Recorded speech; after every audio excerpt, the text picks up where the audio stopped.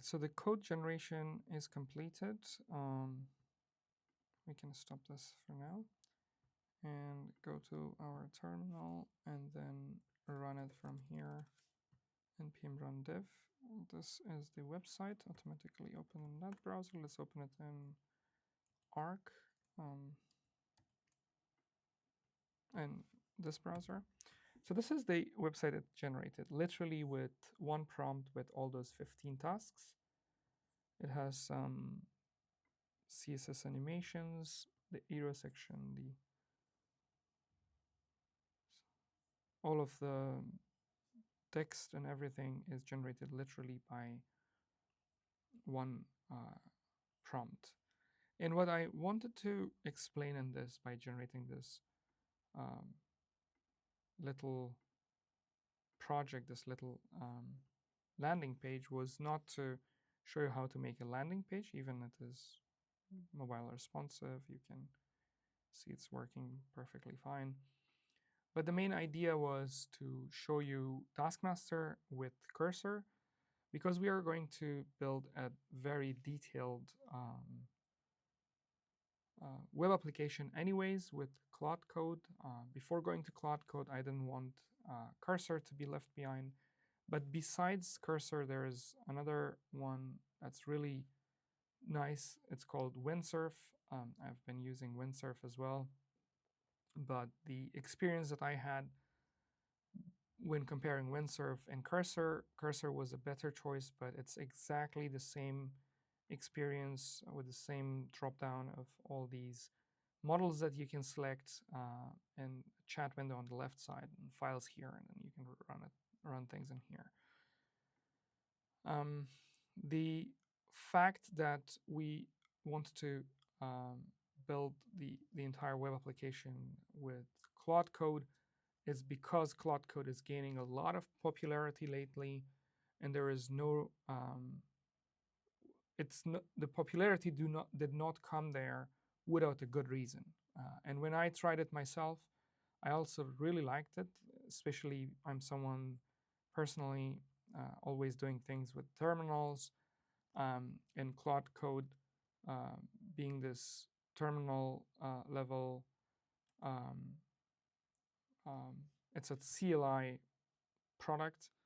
Therefore, I would like to try it out in a professional setup and build a full-fledged web application with a Kanban, with a drag and drop functionality, and so on and so forth, which is something that I'm really passionate about. And especially a couple of days ago, we did a very similar project with Claude Code. I can quickly show you guys this. Hi. You can follow it up here, 2 hours and 16 seconds. We built an entire web application here using Cursor. I'm gonna quickly see if I can show you. I explained a lot of concepts there as well, which can be used here. Vibe 14. This project is also available on the internet. You can also check it. Vibe 14. So this was an entirely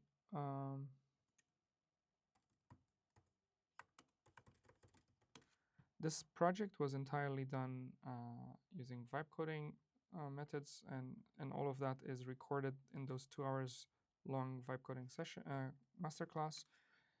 And this is so much related to what we are going to build next. Our project would look something like this, that we can have these Kanban.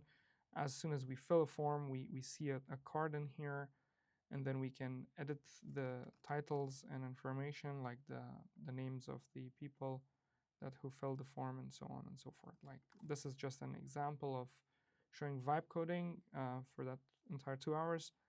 But our next step would be exactly this Kanban that we have planned in the very start of this project, where we said, like, we're going to have like these individuals who applied for my courses. They go through these columns one by one, and obviously we need to also change the entire setup from Google Sheets to Supabase, and then we'll go and do this. But in order to kind of like go with the vibe of vibe coding for a little bit before we do the database integration to the front end, we'll kind of like create the entire front end first using vibe coding with Claude Code. And then once our UI is ready with some mock data means like sample data sitting somewhere in a JSON, then we will create the entire workflows that we have already created with Supabase. And then from there, then we'll integrate Supabase with this front end, and then that should take us to the end of this crash course.